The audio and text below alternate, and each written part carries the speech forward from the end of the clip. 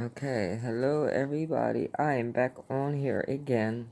I think I was on here, Saturday, and talking about the different aspects of mental health, um, panic and anxiety, and from my own point of view. So, um, I'm just saying from my own experience and what I'm trying to do to alleviate some of those um, symptoms of panic and anxiety and whatever other mental health, depression, and stuff like that. You can do your own research. You can read up on your own because everything will not work for everybody. So you must try things and find what works for you. So I'm telling you from my point of view and my experiences, and I share that with you because I believe that when we share, we can help each other, and that it may be something someone else knows, and we can try for ourselves, and it may or may not work for us, and that it's all about the journey. This is a journey for us to heal and help ourselves to become the person that we are supposed to be, but our mental element kind of hinders that a little bit. So we're trying to find ways to break free from all of that, from all that doubt and worry and anxiousness. So last week I think I talked about the physical aspect of it. Today I'm going to talk about the mental side of it. I'm not going to be long. I'm going to try to make this quick. So, excuse me. It's that time of night. So mentally dealing with a mental illness can be overwhelming. Um, and it could be frustrating, and it could leave you in doubt and worry. It can make you doubt yourself. It can make you feel unworthy, unvaluable. It can cause depression. Um, yes, I believe in therapy. I think if you feel not right, you should go to one. I went to one and it helped. And no, you don't always have to be prescribed meds.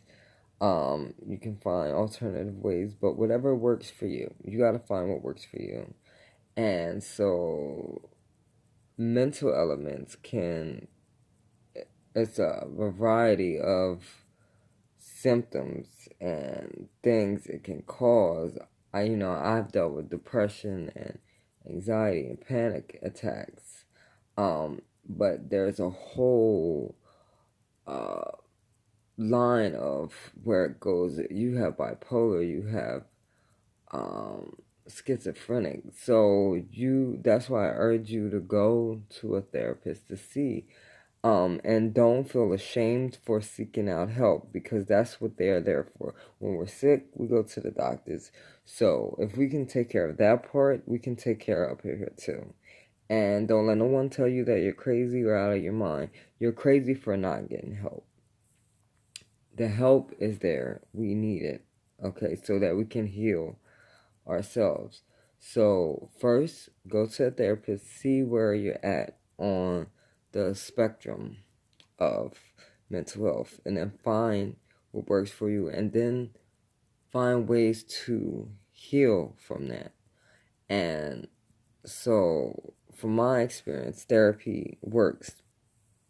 Right now, I am learning to deal with my panic anxiety through holistic approach. That means I don't use medicine. I find alternative ways like meditation, and paying attention to my diet, exercise, deep breathing, all of that. Will it be a day where I might need meds? Maybe, if it comes to that point. But for right now, I'm doing what works for me. But mental health can make you feel like you're out of your mind, that you are crazy, that you're losing it, that I don't know. It makes you feel not normal. But I believe that everybody is their way for a reason. And so you have to take that and heal and become who you are, because I believe that we're our way for a reason, and can't feel ashamed, because through my depression and my panic and my anxiety, I found out who I really was, and now I'm learning a reason behind everything. And so a lot of times mental health, we deal with that. It could be genetics, because I found out that genetically my mom's side of the family has a variety of mental issues. And so that doesn't necessarily mean that we're predisposed to getting it, but we have to pay attention. And so um dealing with panic and anxiety and then depression, I had to be deep down. I was deep down in it before I could get myself out of it. And excuse me, it was being in it, I discovered my strength, and I discovered another part of me. I discovered there is life after it. And a lot of times we deal with mental health issues because it's trauma, undealt with trauma, that we may have in our earlier years, and we have to learn to face it. And so sometimes we're scared to, so we put it, it's always subconsciously there, but we tend to forget about it, but it's going to come up. And so sometimes all that build up is going to spill out into our life. And that's my view on it. Your view and your experience with it is going to be different. And so just being like, when I was depressed, just wasn't happy with life, and then um thinking it's never going to get better.